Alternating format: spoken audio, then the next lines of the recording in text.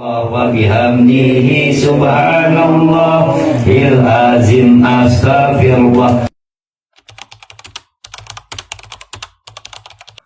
Allahumma sholli ala nabiyil hashim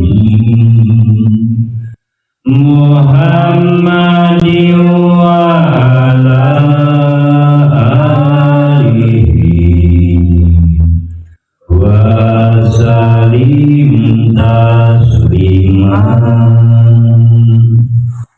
Allahumma sholli ala nabiyil hashim Muhammadin wa ala alihi wa salim tasliman. Allahumma sholli ala nabiyil hashimi Muhammadin wa ala alihi wa salim tasliman. Allahumma sholli ala nabiyil hashimi Muhammadin wa ala alihi wa salim tasliman. Barusan kita mengumandangkan sholawat Bani Hasyim, sholawat Sultan, sebagaimana baginda Nabi besar Muhammad Sallallahu Alaihi Wasallam adalah keturunan Bani Hasyim. Baginda Rasulullah Sallallahu Alaihi Wasallam selalu mengumandangkan sholawat sehari 70 kali. Kenapa kita yang bukan Nabi, bukan Rasul, nggak dimaksum lupa bersolawat? Minimal kita membaca 25 kali di pagi hari, 25 kali di sore hari, yakni sebanyak bilangan Rasul-Rasul Allah yang wajib kita imani. Syukur-syukur bisa 100 kali pagi, 100 kali sore. Lebih bersyukur kalau kita mampu 1000 kali di pagi hari, 1000 kali di sore hari. Karena kita tidak akan selamat kalau kita mengandalkan amal ibadah kita. Karena amal ibadah kita dengan dosa yang kita perbuat pasti lebih banyak dosa yang kita perbuat. Hidup sehari semalam 24 jam. Kita ibadah fardu 5 waktu. Sekali ibadah 1 jam. Kalau 5 waktu cuma 5 jam. Hidup 24 jam. 24 diambil 5 jam, berarti tiap hari bikin dosa 19 jam. Bagaimana kita bisa selamat? Kita bisa selamat di akhirat atau minimal di alam kubur bukan karena amal ibadah kita, yakni kita selamat karena rahmat Allah, sababiyahnya syafatul husna dan mujizat baginda Nabi besar Muhammad SAW.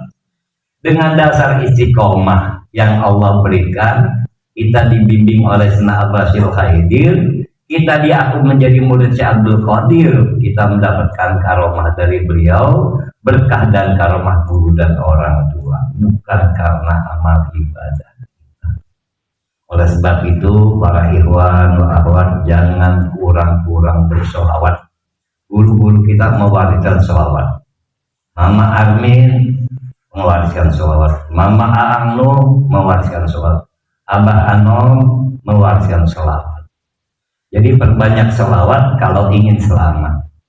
Jadi orang yang selamat dunia dan akhirat adalah orang yang banyak berselawat kepada baginda Nabi besar Muhammad Sallallahu Alaihi Wasallam. Kita berkumpul di tempat yang dimuliakan Allah di muka bumi. Barang siapa jenazah seseorang wafat dan dimakamkan di dua tempat, Raudhah dan Halaqah, maka orang tersebut dibebaskan daripada siksa kubur. Karena Raudhah dan Halaqah dijaga oleh bala tentara Allah yang bernama Malaikatul Rahmat. Raudhah ada di Madinatul Munawwarah, Halaqah ada di seantero bumi. Ini salah satu Halaqah. Jadi siapapun jenazah dikebumikan di tempat ini, insya Allah dibebaskan daripada siksa kubur. Karena apa? Di Halaqah tadi tidak putus-putus, siapapun dia berzikir kepada Allah, zikron kasiron.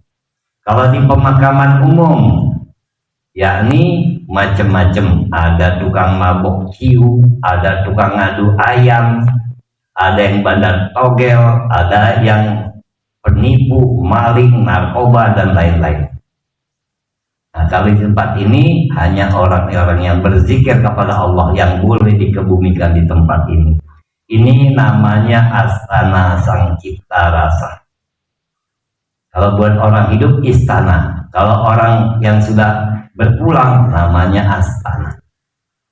Di tempat ini tiap malam Jumat kita kirim doa buat ibu bapak kita, ibu bapak mertua kita, kakek nenek kita, buyut kita, khususon guru-guru kita yang kita muliakan, yang kita cintai. Di pemakaman umum kalau terjadi orang berkumpul banyak, zikir dicap orang gila. Kenapa? Karena nggak umum. Dengan kita rajin takziah kubur, mengingat akan mati. Dengan rajin takziah kubur, kita yakni banyak mendekatkan diri pada Ilahi Rabbi. Jadi apa yang kita dapat? Yakni berkah dan karomah. Bagi orang-orang ahli sunnah wal jamaah, ziarah kubur itu sunnah. Kecuali bukan orang ahli sunnah.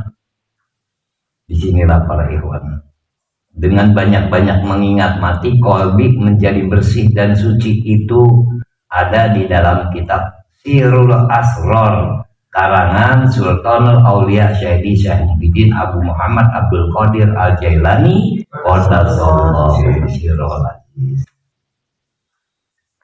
Kalau mau lihat orang itu soleh dan solehah, lihatlah tiap malam Jumat dia ngapain. Kalau dia tiap malam Jumat kumpulin orang banyak-banyak, kirim doa buat ibu dan bapaknya, itulah anak soleh dan solehah. Kalau dia cuma ada di rumah, itulah orang yang cinta dunia, hubu dunia, lupa mati. Kalau sekarang kita masih hidup, kita sering kirimkan doa buat ibu bapak kita yang masih ada maupun sudah tiada, termasuk mertua kita, khususon guru-guru kita. Insya Allah besok kita masuk kubur, regenerasi ada yang mendoakan kita. Kalau semasa hidup kita tidak pernah melakukan itu, siap-siap besok kita minta masuk kubur, gak ada yang kirim doa buat kita. Karena apa yang kita petik, itulah buah yang kita tanam.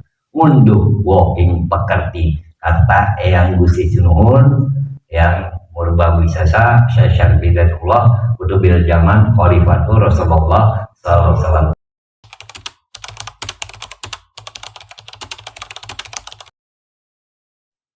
Di dalam Al-Quran ada suratul ikhlas, tapi nggak ada kalimat ikhlas.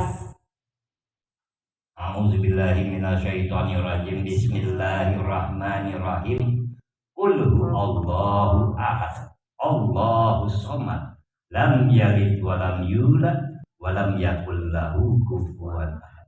Tidak ada kalimat ikhlasnya, walaupun itu kalimatul ikhlas, yakni suratul ikhlas.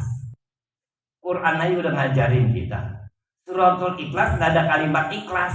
Jadi kalau saya ikhlas berbuat begini-begini, kalau masih ikhlas diomongin belum ikhlas, itu orang yang bodoh bin tolol.